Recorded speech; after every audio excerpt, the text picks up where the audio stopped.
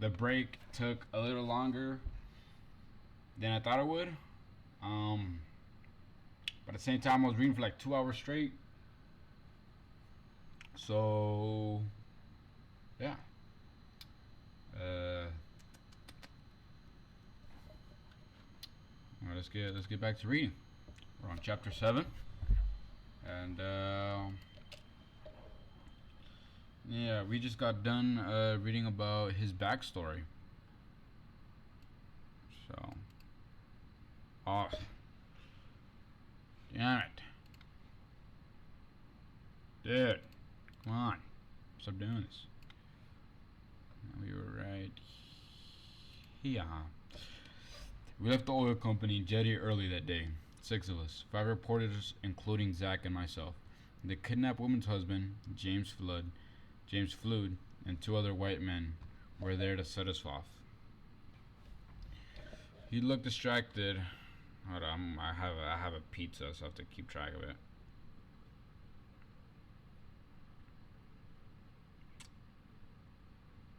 Okay.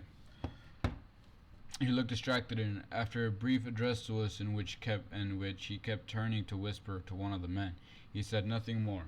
Our guide wore a gun on his waist, and his green shirt and blue trousers and calf-length boots had the semblance of a military uniform.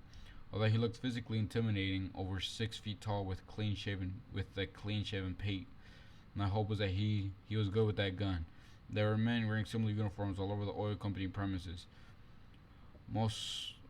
Some with machine guns. They kept shifting from hand to hand, as if itching to use them. I tried to cover my nervousness at this open show of firepower, but I could see I was not the only one feeling nervous. The other reporters kept glancing at our guide's gun as well. The oil company had decided to replace 2 hardcore reporters with 2 from Lagos, and I felt surprised and pleased that I wasn't one of the 2 dropped. Perhaps they have wanted some young man with a fresh perspective, or perhaps my photographer credentials had secured me a place. But it didn't matter. The Lagos reporters were dressed in suits and ties and soft city shoes as if they were going for a press briefing in a conference room in Ikoyi. And they were sitting on the front bench right next to our guide, who was hunched over the wheel. They hadn't introduced themselves, so I had no idea what paper they worked for. One of them was trying to make notes in the open, whiny boat, pressing down his notebook with one hand, and the other was shouting into his mobile phone, battling against the engine's roar and the increasing poor service. I sat next to Zach and introduced myself, shouting over the loud noise of the boat engine. Rufus, from the reporter. A good paper. After he went quiet, his arms tucked under his orange jacket, his red teary eyes focused on the vast blue water leaping towards us. Clearly he didn't remember me. I had my disappointment to remind myself that it had been 5 years since that day at Bar Beach, and 5 years ago I made my phone call to him. I wanted to compare views with Zach and see if he thought we were in any danger from kidnapping, but he kept his eyes on the water, appearing at times to be sleeping, his face lowered into the bulky left jacket. He looked queasy, already seasick. Looking at him from the curly gray tuft in his hair, the thick midsection resting in his lap, a testament to his love affair with the bottle, I found it hard to believe that this was once the most famous reporter in Lagos, and probably in all of Nigeria. We headed south. I turned to look back at the receding waterfront, at the swat of my white foamy furrow following in the boat's wake, curving when he curved, a soothing and memorizing sight of the moment took my mind off whatever awaited us at the rendezvous. Soon we were out of open water and into a narrow channels that were like valleys bored on both sides of the dense palm trees, or something unexpected at cliff faces.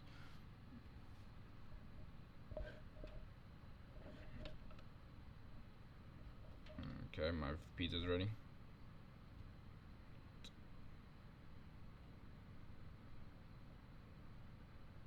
What's my order number? What's my order number? Hold up. I'm ordering a pizza. Okay, with 2590.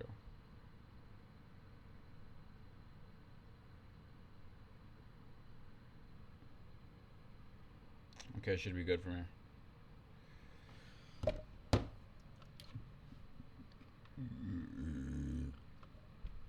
Pardon me.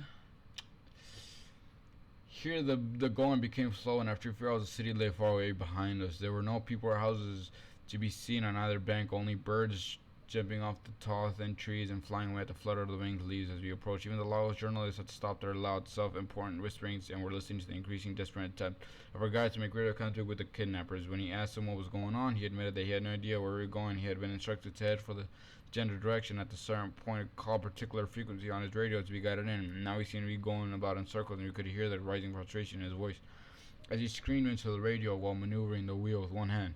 No one was responding on the other end. I am here now. I need contact. Over. What's going on?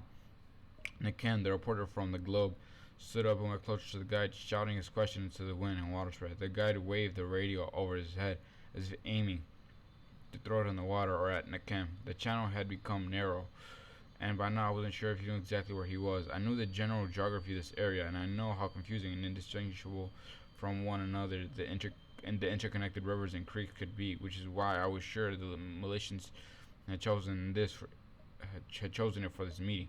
The waters were inconstant, and they could change from the clearest, friendliest blue to the turbid and knowledgeable gray in a minute. Every tree on the banks had every turn, and every turning looked like the one before it. We had been circling for about half an hour now, and we still had not yet made contact. He made a turn, and suddenly we were in open water again. I could see the relief on the journalist's face. It was better to be here, where we could see for miles ahead than on the hot, close-covered mangroves and the ominous swamps that had seemed to be closing in, bearing down on the boat. We went fast and straight for about 30 minutes, and suddenly we could see a chain of islands in the distance ahead of us. The tall oil palm trees were like flags waving us in. We passed the first island. As we approached the second one, we saw a fire burning on the beach, right by the water. At first, we took it for some kind of beacon or signal from missiles, but as we got near, we could see past the trees more fires appeared, and they were random and out of control. The whole island was aflame. Journalists stood up one after another, holding sides of the boat for balance, trying to look beyond the trees on the beach. The wooden boat was responsible for the fire on the beach. It was broken in bits, probably from a direct hit by a rocket. Inland, the smoke rose like a tornado into the sky. However, the savage, seared trees. Our guide circled around the burning boat, the sweat running down his egg-clean head into his shirt, and he looked concerned as to what was next. This doesn't look good. He turned to us, his expression half apologetic, half puzzled, uncomprehending. He shouted again into his ineffectual radio, but only static, then silence greeted his effort. Can we go down?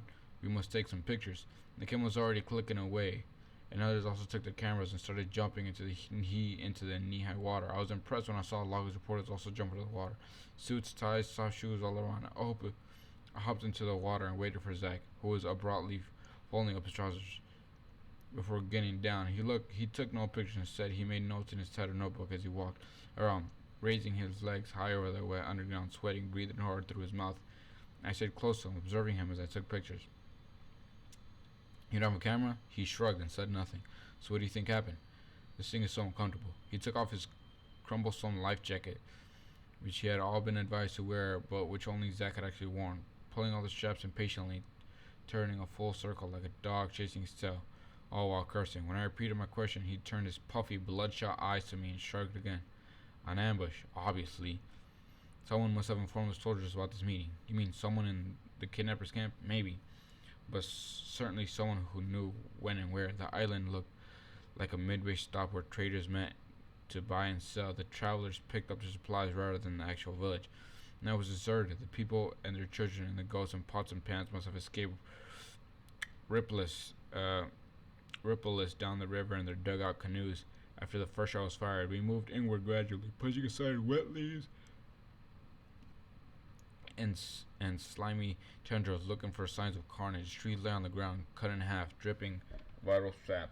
The smell of burning hung in the air in the center of the compound had been hit by a square, its conical roof causing the thatch to give it, and now the gas and the rafters all lay a big pile of ash in the middle of the hut. Zach was kneeling in the bush behind the hut, talking to a guide, pointing at someone in his hand.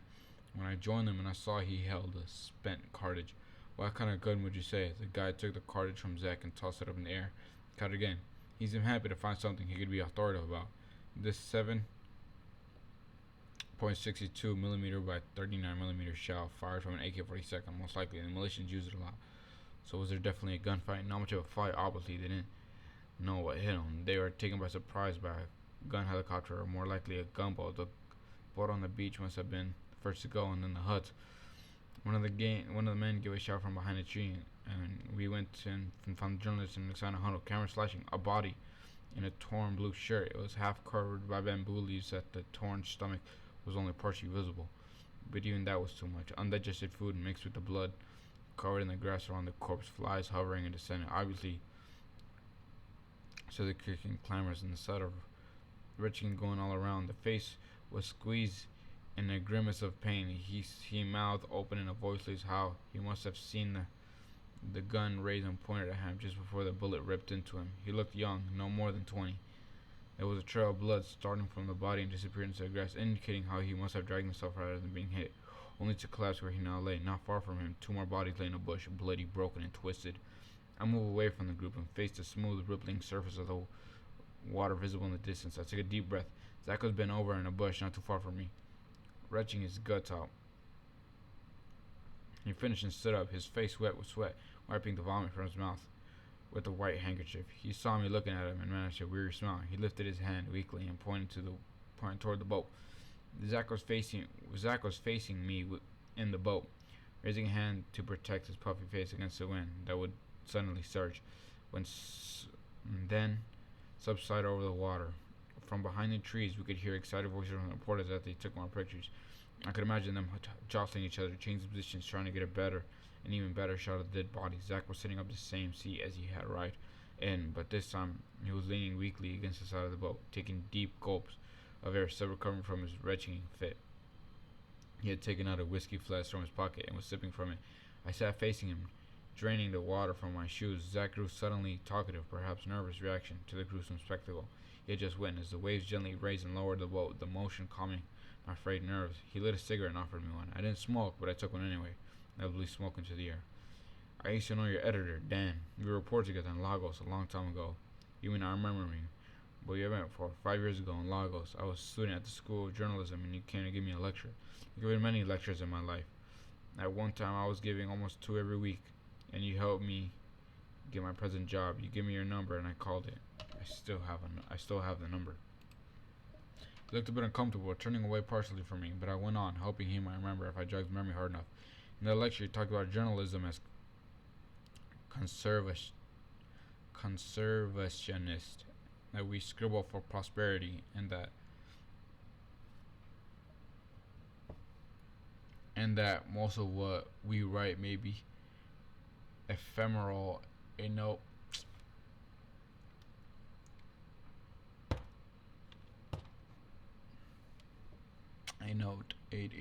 note here about a car incident, a column about a market fire, a suicide, a divorce, yet once in a while, maybe once in a lifetime, comes a transcendental moment, a great story only a true journalist can give justice to. I see. Your memory is better than mine. It was a long time ago. I was giving a lot of lectures at that time. I saw no point in going on. Though I wanted to desperately ask him if he thought we were pursuing just such a great story and what it would take to do justice to it. In his lecture, he said that the mark of a great journalist is the ability to know a great story when it comes and to be ready for it. With the words and the talent and the daring to go after it, nothing must be allowed to stand in the way. Like he looked as if the only thing he wanted to do was go back home. I wasn't sure if he believed in what he taught. So where do you think she might be? He was staring at the scum on the surface of the water as it washed against the boat, leaving a bubbly film of oil on the wood. He shrugged. She wasn't here, that's for sure. My guess is that the bodies out there are going to be our escorts to wherever she's being held. It can't be that far from here. What are the soldiers? Somewhere in these waters, still patrolling, trying to find the hideout. And I think we should be heading away from here as soon as we can. We don't want to be caught in the crossfire between the soldiers and the kidnappers. Zach suddenly stopped speaking and stared at me and stared past me at a path leading inland. The men's voices, I realized, had gone quiet. Then, just before I turned to see what he found so interesting, I heard the command, "Oh yeah, move faster." The reporters were walking in single file, their hands raised above their heads, and flanking them were figures of black wearing masks, their guns pointed at the men. There were about 5 of them, and one saw us and quickly came to the boat. He waved one hand at us impatiently. "You two, come down now."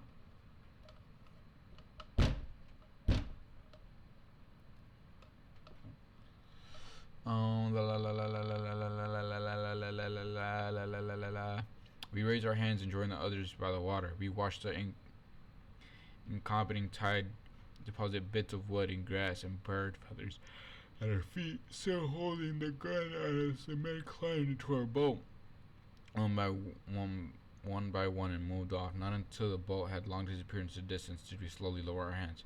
Where did they come from? Zach's question met with a confused babble as everyone regained speech at the same time. They won't send it back. They will, they promise. They will? How can you trust them? Well, they didn't shoot us. I know. I shouldn't have come to this time. Remember what happened to the kid and another one? What's his name?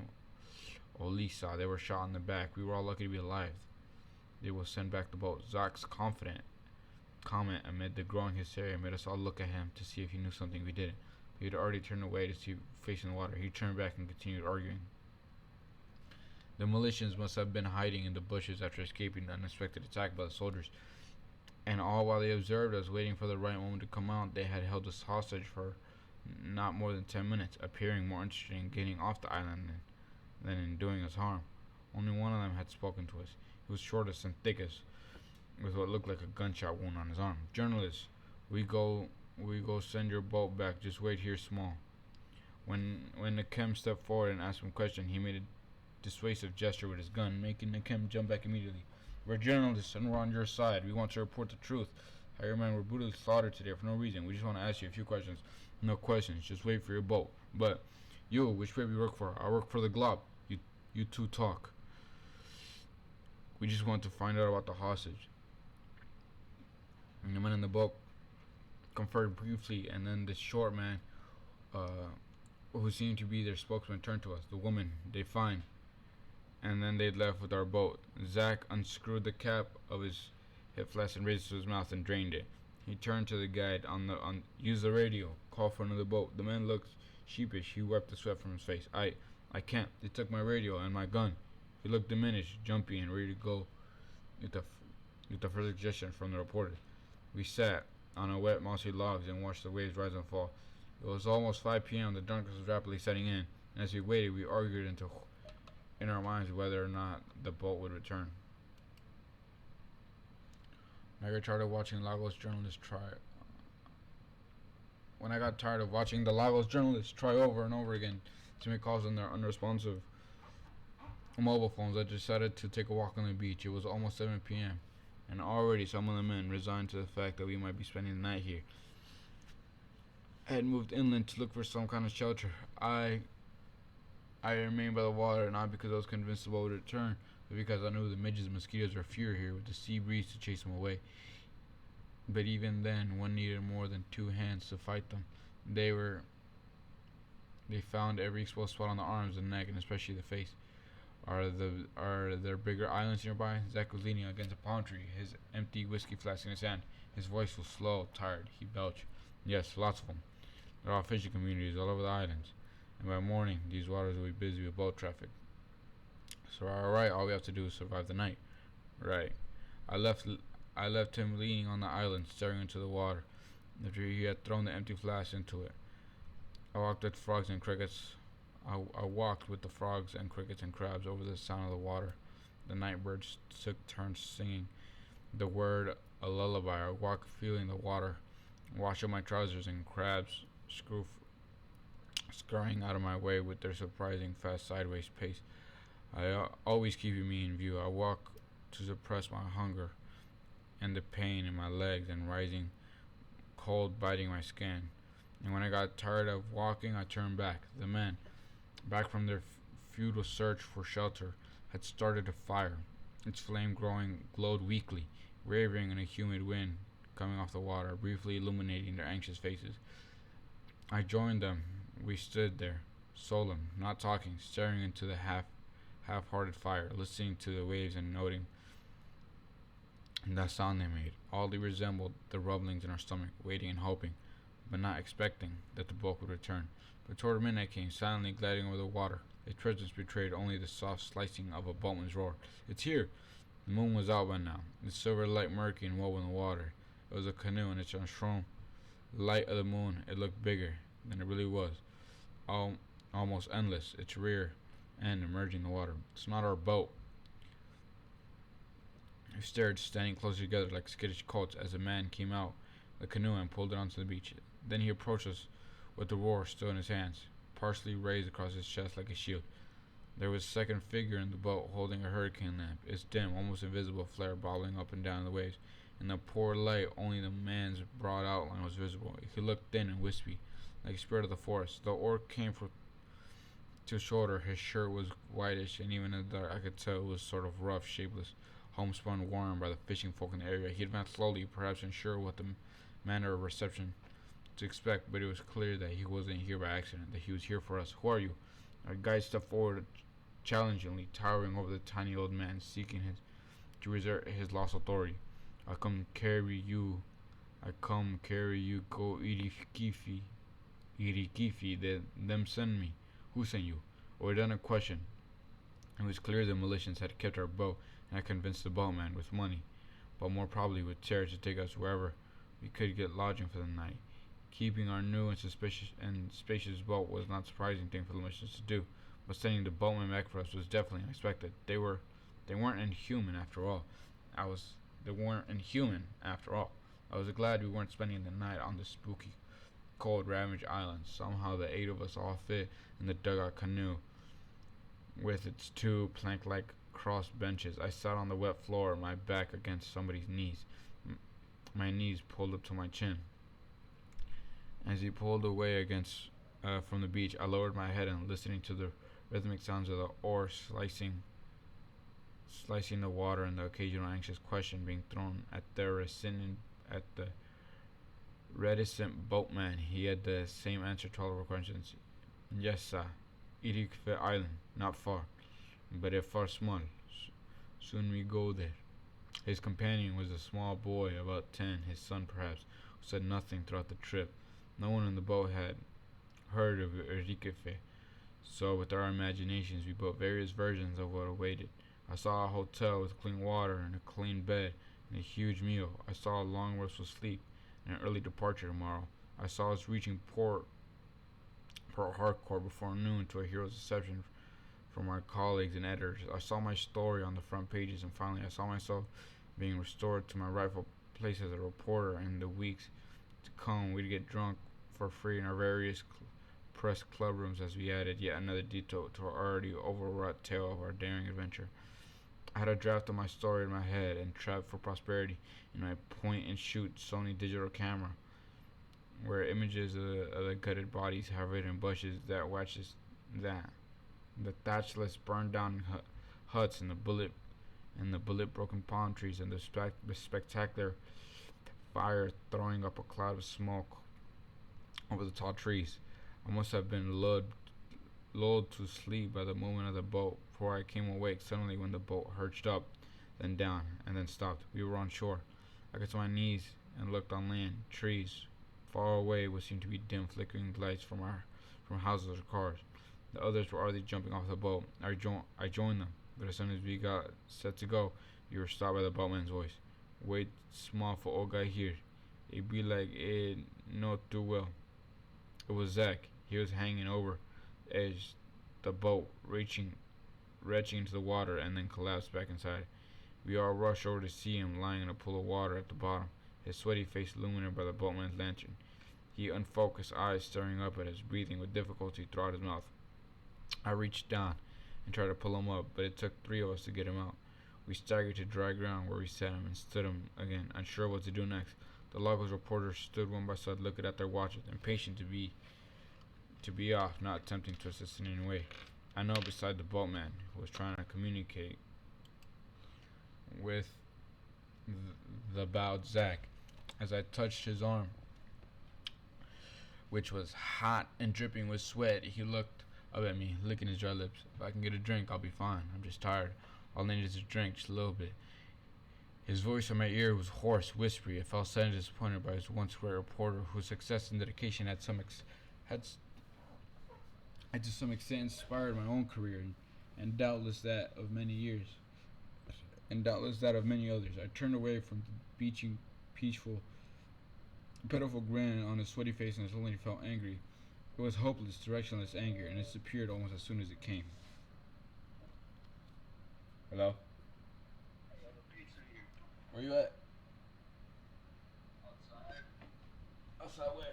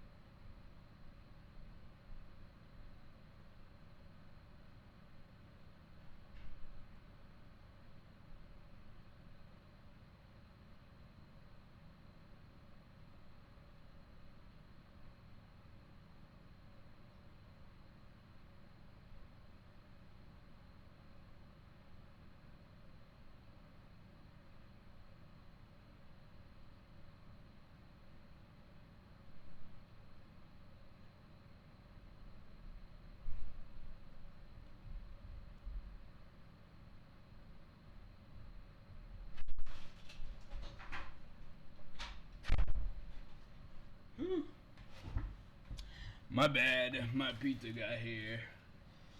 Alright, where were we? I'll eat a little bit after I finish this chapter. Whew, I'm tired as hell. I ran up them stairs, boy. Let me tell you. Let me tell you. Alright.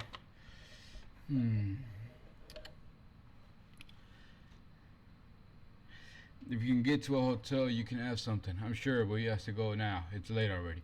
I moved away from him. He lurched to his feet, and the boatman went to him, held his left arm. Is there a hotel nearby? Hotel? No hotel. We go shrine. Shrine? You got food at shrine? Did you hear what he said? Do you know where we're going? My shout reached the others, who had already put a good distance between themselves and us, drawn by faraway lights like camels sending water, and they stopped and waited for us. Aren't we going to a hotel? There must be a hotel here somewhere. The man said we're going to a shrine. Shrine? What shrine? I had no answer for him. So I urged the alarmed boatman and his boy to keep walking. The man seemed harmless enough. As if he said we should go to some shrine, I was willing to follow him, especially if there was food to be had. We went slowly, supporting the weak, dead weight Zach between us. Twice we had to stop as he slipped, gasping onto the muddy ground. And then we dragged him up and started again. It was an arduous, back-breaking process, worsened by the humidity and the airless tree-board path. And I was soaked in sweat by the time we got to the shrine, about a quarter of a kilometer from the water. The thick vegetation suddenly disappeared. We were in an open yard. We're still silent shapes, cut in darkness, watching our approach. Our steps faltered, finally coming to a stop in the instinctive response to the menacing area, the immobile figures ahead of us. At first, I thought the kidnappers waiting in ambush, but they were so still. The boatman lifted his lamp, so the light fell on the figures. And now many statues for the shrine. We passed the statues warily, once more packed together like skittish colts, our hands shriveling wildly to keep the figures in view, half expecting them to suddenly jump at us. At the edge of the yard, we could see each door with a lamp. The boatman disappeared into the hut, and we were outside the shrine. Cheered the exchange coming friendly from within, but we didn't have to wait long. He soon came out, followed by the man leaning on a stick, a blanket falling from his shoulders. We have been expecting you. He spoke English, his words slow and distinctive. He looked from face to face as he spoke. The camp stood boldly, almost challenging, before the man, his arms akimbo. You were expecting us? Yes, I'm Naaman, assistant to the head priest. Apologies, the head priest is not well. You cannot be here to receive you. You've been instructed to take care of you for the night. Tomorrow you can catch the ferry back to the city. The man's voice carried easily over our heads into the open yard behind us, the voice accustomed to addressing congregations. There was confidence in the way he raised his hand and he spoke, and in the way he threw his chest forward when he moved.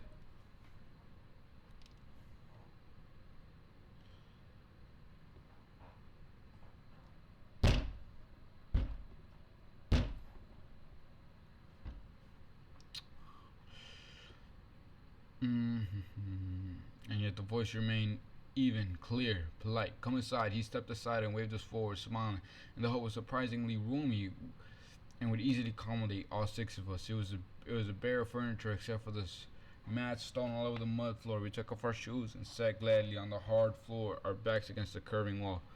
This would be your quarters for the night. We apologize for any discomfort, but this is all we can provide at such a short notice. Before we could ask him any more questions, he left us.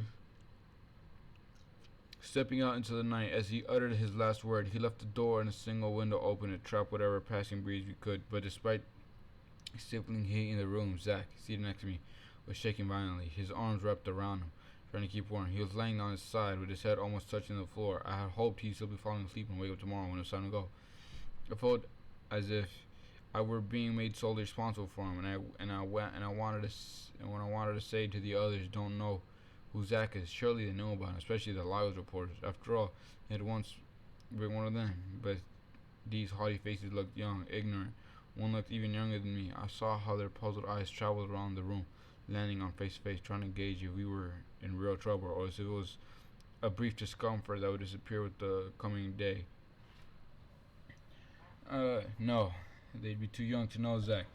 Zach's Lagos days ended almost 5 years ago, and his business, that was a generation of papers. His generation had died out, its place taken by another generation, my generation, broader, glossier, racier, cockier. Now, only after the priest had gone, the woman came in carrying a large bowl of water and placed it on the door. Then, smilingly, she invited us to wash our hands. As we washed, two more smiling matrons came in, one with a bowl full of steaming bean porridge and another with a tray bearing chunks of lumpy homemade bread. Not a three-course gourmet meal, but a moment it tasted like the best meal I'd ever had. The priest, Naaman, did not return. Only the woman did to remove the dishes. We had the priest we drank water from a plastic pitcher, and before long we were all drowsy. Some of us were already spread out and snoring, having arranged our limbs around each other as best as we could. All night I kept an eye on Zach, who had a rough time of it, burning with fever and sweating till morning. When his temperature dropped, then he fell asleep. I was the first to wake up, or maybe hadn't slept at all. And when I opened my eyes, it was dark. It was dark in the room. And outside, I could hear the faraway call of roosters, accompanied by the insects ushering in the day. It was 6 a.m. and he'd release another hour before the others woke up. I carefully made my way past the sprawls of intertwined limbs and climbed outside. The sea and birdsong nostalgia settled on the shoulders like the arm of a long-lost friend, urging me to look back and listen. Had it been years since I'd heard such morning sounds, such silence, I walked for a while in the sculpture garden, studying the decaying clay features. Then I climbed a hill rock overlooking the water and stared at its rippling, glistening surface. I saw a flock of morning birds emerge from a leafy cove on the opposite bank, and then I returned to the hut. All the men were all outside already, except for Zach, who was laying on his back on the mud floor, his eyes fixed on the concave thatch roof. When I stood over him, I saw his forehead covered in sweat, his lips parched and bleeding. He tried to smile but couldn't make it. I helped him outside and sat him in the log under the arcade tree. A man in a long white robe came and told us a pickup truck would be there any minute to take us to the pier, where we'd get a ferry back to Port Harcourt. Some of the men stood under the leafy gardenias and acacias that grew all over the yard. Some walked in the sculpture garden, taking pictures of the statues, asking the top priest questions. in the daylight, and still figures didn't look as menacing as they had the night before. All their faces were carefully aligned to face east or west. The ones facing east had a happy, ecstatic, worshipful expressions that accompanied broken fingered hands open, raised though to receive the morning sun, while the figures facing west had their heads bowed, their lips turned down. They were contorted and torturous quality to the figures that made them appear grotesque, like lifelike, elemental, like seedlings that had just now sprouted from the earth, still learning how to stand straight. There were dozens of them, some old and decaying, some looking newer. We believe the sun rising brings a renewal. All the creation is born anew with a new day. Whatever goes wrong in the night has a chance for redemption after a cycle. Who made the figures? The worshippers. That's what we call ourselves. Some of these figures go back almost 100 years to the founding of the shrine. The sculpture guarding the shrine in which this whole island is dedicated. The priest stood a little detached from the journalist, maintaining a smile, his hands clasped behind him. The blanket from yesterday was gone, and in its place was a white cotton robe that shook and sparkled in the morning breeze. He turned when he heard the truck approaching. Ah, here's your transportation to the ferry. I turned to Zach, who was seated in his back against a tree. His head was bowed, and his eyes then raised when he raised them, looking dull. The truck is here, Zach. I can see that. Time to go. I can't sit up. I hope you. Come on, take my hand. I think I'll stay here. What? We can't stay here. I looked around, trying to involve the others in exchange, but most of them were scrambling to the truck. You have to get you to a doctor. I'll stay another day, if they'll have me. Well, that's no problem. The Arabian priest was just behind me, a smile and infinitely kind face. Are you sure he needs a doctor? We have a nurse here, and she will attend you, but perhaps you won't need her. The air alone will heal you. I have seen it happen, but I must warn you that it will be several days before the ferry is back this way. I don't mind. Listen, Zach, are you sure? He slumped, all the effort leaving his shoulders. You take a message from me, Rufus? It's not from an editor. It's from an editor, Big Johnson. Here's his card. Call him and tell him I'll be back in a few days. I took the card. For the first time since our arrival at the destroyed Malaysian camp, he had a smile on his face. He monitored.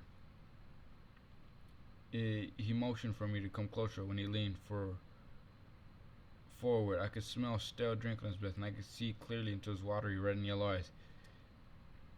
I like the air here. It's pure. Who knows? I might even get some sort of religion. I nodded, unsure if he was serious or joking. The truck honked twice, and the journalist used the patient for me to hurry up. Have a safe trip. The priest walked me to the truck. Your friend would be fine. Don't worry. I gave him my office number and Zach's editor number just in case Zach became seriously ill. But we don't have phones here. Just keep it in case of emergency. As the truck bumped its way through the dew-soaked morning vegetation toward the pier at the other end of the island, my mind kept returning to Zach. I had an image of him in that hut, alone, sweating, pining for a drink, haunted by whatever memories were pushing him. As we got to the village center, the landscape changed. The huts disappeared. The gray brick houses were rusty, zinc roofs lined in a single dirt road. The houses were grouped with compounds, walls of mud strewn behind every compound was a little field of vegetables and kawasa, their climbers circling over one another, aspiring upward, using slender sticks and snuck into the earth as crutches. Children came out, whipping the sleep from the rise, and women with long-haired brooms cleaned the house at front. Here, time seemed suspended and inconsequential, and for a moment I felt Zach had chosen a bitter opinion of remaining and not hurrying to return to Port Harcourt. Okay, I can read. I can read this chapter. Okay. Beaumont was alone. I could tell that she had been crying. When I got home in the evening, I had gone straight to the office and enrolled my piece for the next day. As soon as I arrived at Port Harcourt in the afternoon, my legs were still wobbly from standing almost the entire length of the journey. The ferry had made so many stops on the way, I began to think we were never going to reach Port Harcourt. That day, we had picked up women carrying chickens in the basket, crabs in the buckets, and squealing goats led by ropes around their necks on the way to the market. The air in the ferry's central lounge soon grew foul, forcing me to abandon my seat next to the fat, laughing, gesticular woman and her two children standing side by the rail. My eyes focused on the receding coastline, my mind contemplating what waited for me in Port Harcourt. She seated on my I'm gonna search up what Port Harcourt is.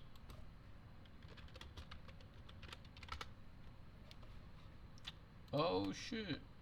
Damn.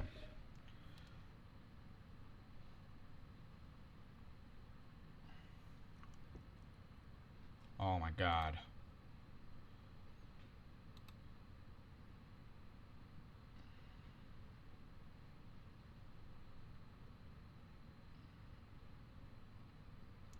I wish maybe it could load a clearer picture, but it doesn't look that bad.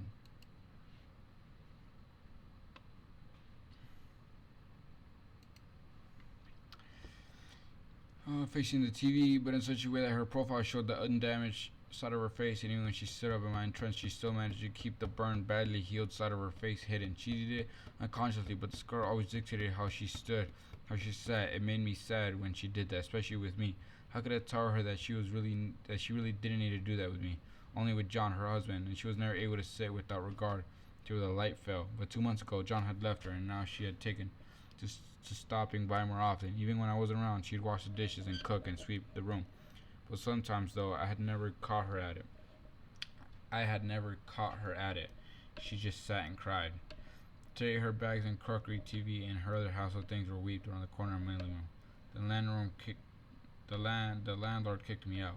She lived in a tenement house similar to mine, in a room and parlor, owned by the same hard-faced, unsmiling landlord. The landlord had started hanging around the other side of the door. Soon after John, who worked for the courier company as a mail sorter, lost his job 6 months ago. Since Boma was the only trainee typist and didn't get paid, I had shared my monthly pay with them, knowing they had only me to turn to, as I had only them. I went to the bathroom to urinate and wash my face, and when I came back, she stood up and went to the cooker in the corner and dished out some rice for me. You must be hungry. Thank you. When the silence grew too heavy, even with the TV, I told her the kidnapping and the devastated island.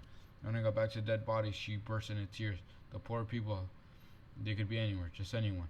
I knew she was thinking of John. He had become very political, hanging out in the backstreet barrooms with other unemployed youths who played cards and drink all day, always complaining about the government. He had been full of anger before he left, the kind of anger that often pushed one to blasphemy or to rob a rank or join the militias. I had seen the kind of anger before in many of my friends, people I went to school with, some who are now at in the forest with the fighters. Some of them had made millions from ransoms money, but a lot of them are dead. Boma, John has more sense than that. John had married her when things cringed and recoiled in the sight of her red, constantly watery eyes and curled cheeks. He had grown up together, and the three of us fought the bullies together in primary and secondary school, parting only when I left home. At first, I thought John had stuck to Boma out of pity, and I resented him for it. I really truly believed only when I saw the exchange of rings, the joy in my sister's damaged face. She slept on the bed and spread on the blanket of my old and tampered carpet in the living room. After removing some of her things into the bedroom, Boma went to sleep immediately, but I couldn't sleep, and and when I got sore from endlessly tossing and turning, I switched the TV on and watched a science fiction movie about a submerged world, a polar ice cap that has melted and the land is sunk underwater and is now talked about only in legends. The star, Kevin Costner, is a hated mutant with gills and webbed feet, and he's clever with contraptions and devices. And only once he takes the heroine underwater into a bell jar and shows her an inundated city. This is it, he tells her. There is no dry land, so quit hoping. There's only water. There are long and beautiful shots of endless ocean, with only Kevin Costner's frail boat on it, dwarfed by the liquid blue vastness. I fell asleep with the movie still playing, thinking there was something sad about the people who were born and lived and died on the water, on rusty ships and boats and frantic balloons. Their days and nights filled with hope and someday finding dry earth.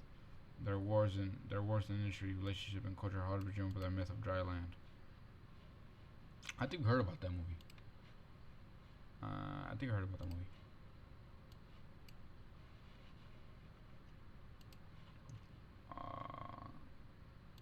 Okay, we're at 9.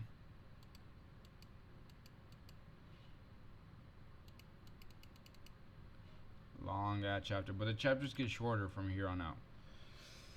How long was that? 44 minutes. Not bad at all. I could probably finish this and go on a 10. But I'll save it because 10 seems to be... Well, how long is 10?